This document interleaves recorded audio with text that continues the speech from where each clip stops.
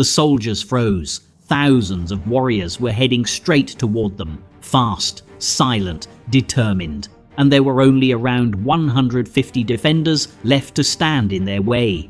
One tiny outpost. No reinforcements, no escape route, no second chance. Nobody expected them to survive the night.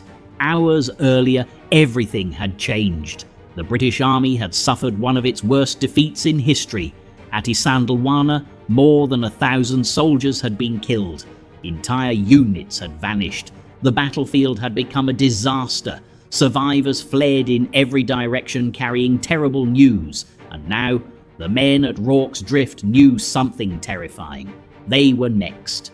The defenders faced a simple choice: run or stay. If they ran, they might survive. If they stayed, they could die before sunrise. But nobody moved. Nobody abandoned their post. Nobody surrendered. They chose to fight. Immediately, every man got to work.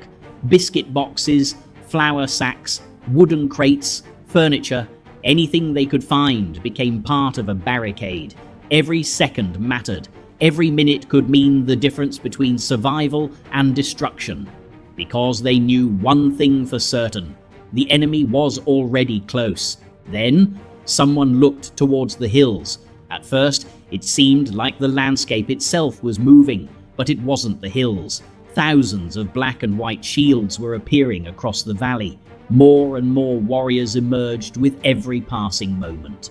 The Zulus had arrived, and they were everywhere. By every military calculation, this battle was impossible. Around 150 defenders against thousands of attackers. No commander would willingly choose such odds. No army should have survived. Yet the men at Rorke's Drift remained at their positions. They loaded their rifles, tightened their grip on their weapons, and prepared themselves for whatever was coming next. Then, the first Zulu war cry echoed across the valley, a sound so powerful that it carried through the entire outpost. The defenders looked towards the advancing army. Their hearts were racing, their hands trembled, but nobody stepped back, because they understood something terrifying. Once the battle began, there would be no turning back. The defenders raised their rifles. Smoke drifted through the air, and one of the greatest last stands in military history was about to begin. The first wave slammed into the barricades. Rifles thundered across the station. Smoke filled the air almost instantly, but the Zulus didn't stop. They kept coming. Faster, closer, louder. The defenders barely had enough time to reload before another wave arrived. Then another, and another. Every time one attack was pushed back, another one immediately took its place. The defenders' shoulders were burning from firing their rifles. Their hands were beginning to shake from exhaustion, but nobody stopped shooting. Nobody stepped away from the barricades. Soon, the entire station was under attack at the same time. The north side, the west side, the southern wall, even the hospital itself. Everywhere the defenders looked, Zulu warriors were advancing. They were trying to break through from every direction at once. Inside the hospital, the situation was even worse. Wounded soldiers were trapped inside the building. Some could not walk, some could barely hold a weapon. Others could not even stand on their own. The defenders understood something terrifying. If the hospital fell, the entire outpost could collapse. Then the defenders made a desperate decision.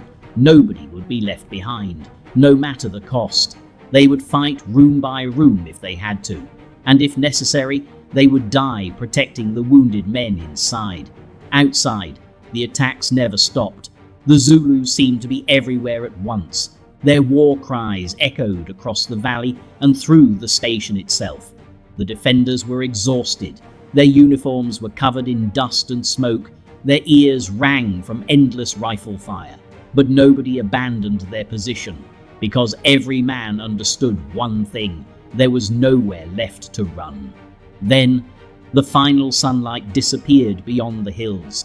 Darkness slowly covered the battlefield. Night had arrived. The defenders were exhausted. The hospital was in danger, and thousands of warriors were still waiting outside the barricades. The battle was far from over. In many ways, it was only getting worse. because the longest night of their lives was about to begin. Night had arrived, but the attacks didn't stop. In fact, they became even more dangerous. The Zulus used the darkness to get closer than ever before.